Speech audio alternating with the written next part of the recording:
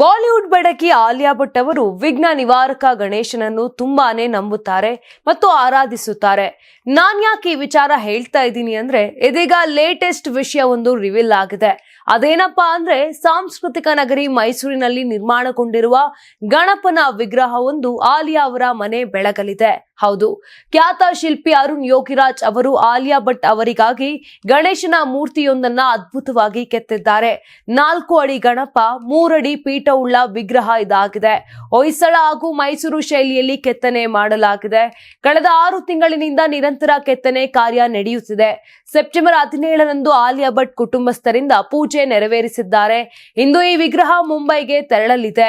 ಈ ಬಗ್ಗೆ ಮಾತನಾಡಿರುವ ಶಿಲ್ಪಿ ಅರುಣ್ ಯೋಗಿರಾಜ್, ಆಲಿಯಾ ಅವರು ಗಣಪ ಮೂರ್ತಿ ಮಾಡಿಕೊಡುವಂತೆ ಮನವಿ ಮಾಡಿದ್ದರು.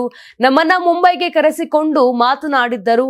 ನಾವು ಮನೆಯ ಸ್ಥಳ ಎಲ್ಲವನ್ನು ಗಮನಿಸಿ ಬಂದಿದ್ದೆ. ಆ ಮನೆಗೆ ಹೊಂದಿಕೊಳ್ಳುವಂತೆ ಗಣಪನ ಕೆತ್ತನೆ ಮಾಡಲಾಗಿದೆ ಎಂದು ಹೇಳಿದ್ದಾರೆ.